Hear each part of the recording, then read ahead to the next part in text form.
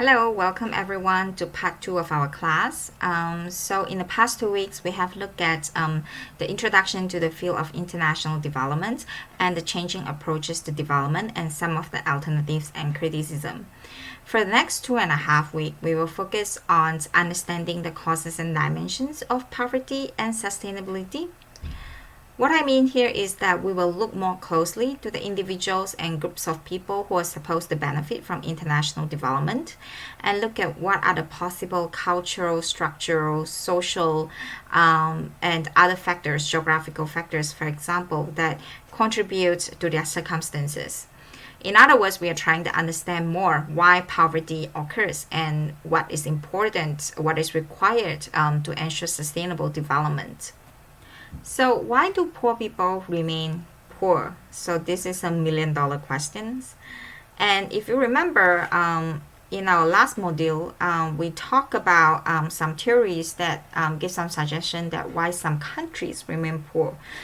For example, the dependency theory actually blames the international trade system and say that the international unequal exchange between the core countries and the peripheral countries have prevented the peripheral countries to achieve developments. And modernization theory has talked about how traditional societies must change their mentality, attitudes, values, and behavior in order to achieve the transitions towards development. So, modernization theory actually talks about how societies that refuse to change themselves will remain poor, or at least it implies that. How about culture of poverty? What is the culture of poverty? So you can say that culture of poverty is kind of poor people's mentality. So they feel vulnerable, they feel dependent, they just want to survive, so survival instincts, or it's too difficult, I'd rather stay like that, so a kind of fatalism and pessimism. So the culture of poverty has been first described by Oscar Lewis, who is an American anthropologist, in 1966. So he had worked with slum dwellers in Mexico and Puerto Rico, and he came up with this paper on culture of poverty, actually a book, but he has also written papers on it to explain what he thought as the culture of poverty.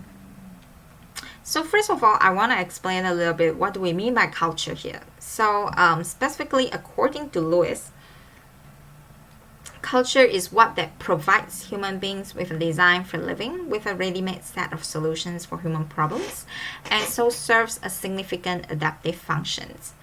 So when you look at Lewis' definition, it is really about how people plan to live their lives and how that actually serve as the adaptation to their circumstances. So what is the culture of poverty here? So Lewis referred to structure of people's family. So when you look at the slum dwellers that he was working with, a lot of them have extended families and they have closer tie to mothers' sides of relatives and mothers. And there's a short childhood and probably early sex and mostly a consensual marriages, meaning people don't actually get contract marriages and just live together without proper procedures.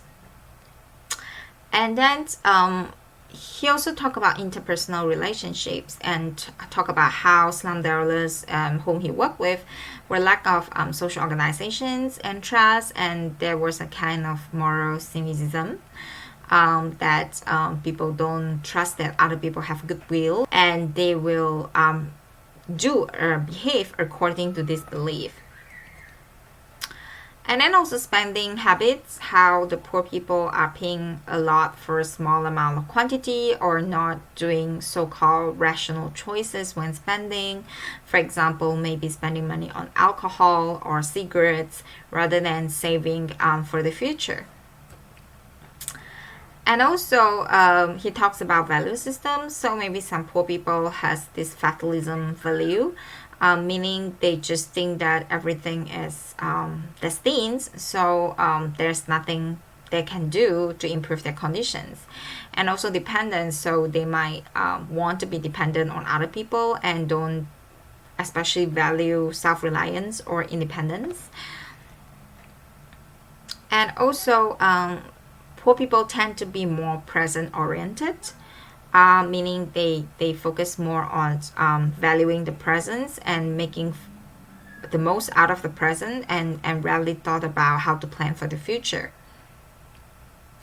So these are the general descriptions of what could be a culture of poverty. However, Lewis was very careful to talk about people in poverty do not necessarily have culture of poverty. So he was telling that there must be some preconditions for the existence of the culture of poverty that we just described. For example, it should be a cash economy with wage labor and production for profit, meaning it is a non-subsistence way of life.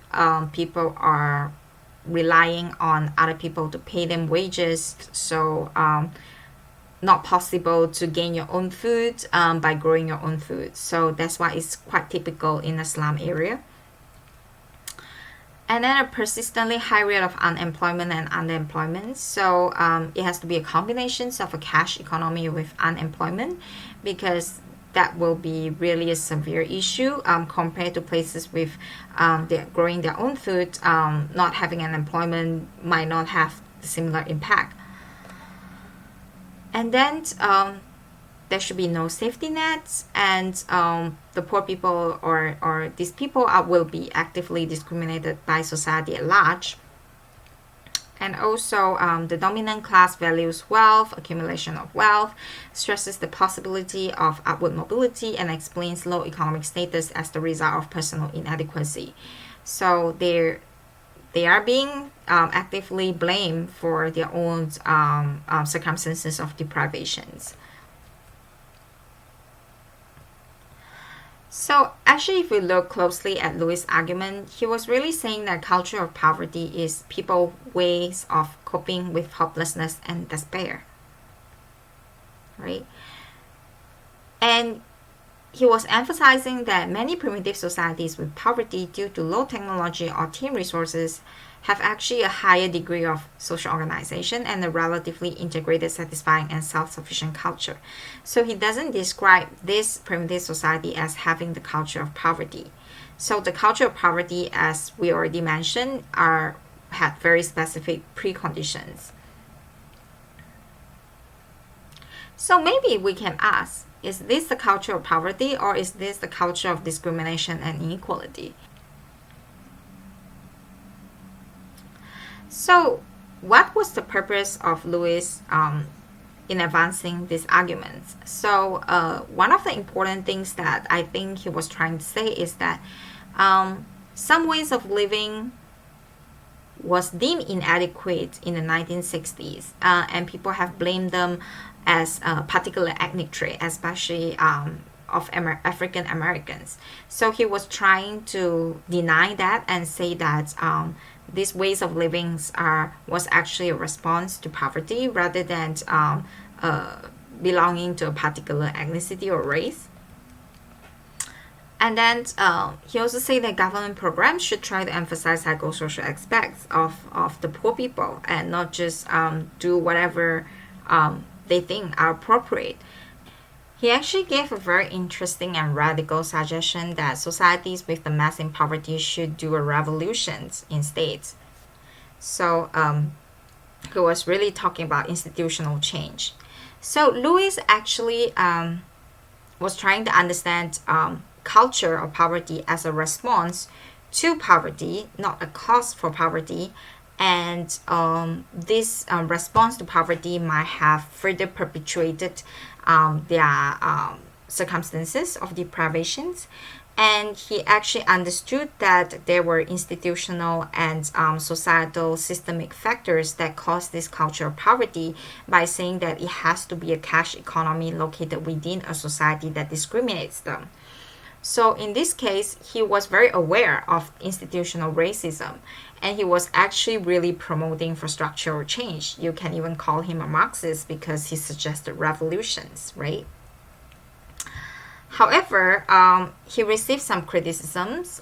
So the culture of poverty has been popularized by Daniel Patrick Moynihan, Assistant Labor Secretary in the Johnson administration.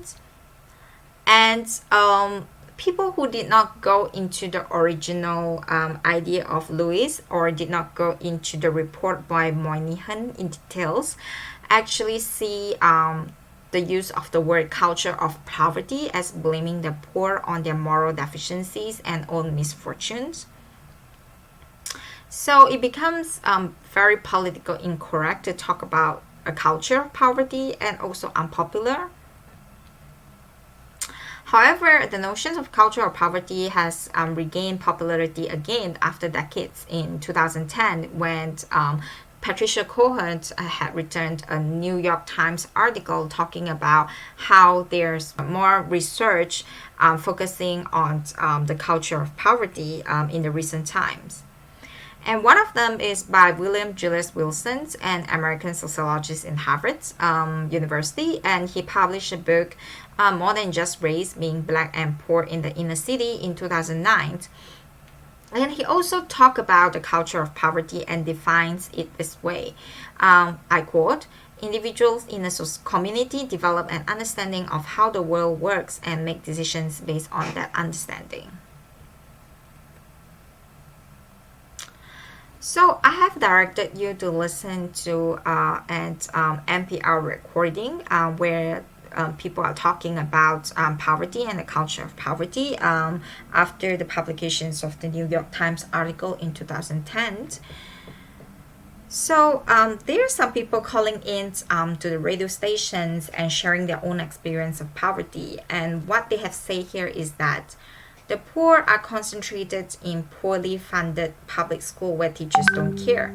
So all the poor are only allocated the poorest possible resources, so it is really difficult for them to achieve upward mobility. And then depressions, bipolar disorder, or any kind of mental illness can be carried across generations. And also childhood trauma with lifelong impact on worldviews. So there was this one audience who talked about when they were young, they were being taken care of by a few very aggressive and negative people that heavily impacted their worldviews. And also welfare policies set limit that serve as these incentives. And then in that program, they have the invited speaker Cohen, who wrote the New York Times article, and also Professor Venkatesh, who was a sociologist. And both of them emphasized that culture is not the only reason for poverty. So it is one of the many reasons, but it is important to look at culture in order to understand poverty. And also culture is multifaceted and there is no single culture of poverty. So there are many factors, so poverty is very complex. And as you can see from the audience who called in to NPR, they are talking about mental issues, education issues, and also policy issues. And also government programs continue to ignore such cultures, such as Professor Venkatesh actually talked about an example of how a government program only wanted to relocate nuclear families together, even though it didn't work that way in a slum community where it was the extended family who has to take care of children, especially when the children parents are also working or when they don't have a complete family. So the policies are not helping. Before I go into how is culture viewed in international development setting, I would direct you to look at a video on how the poor view the world. Please look at the TED Talk before coming to the second part of the lecture.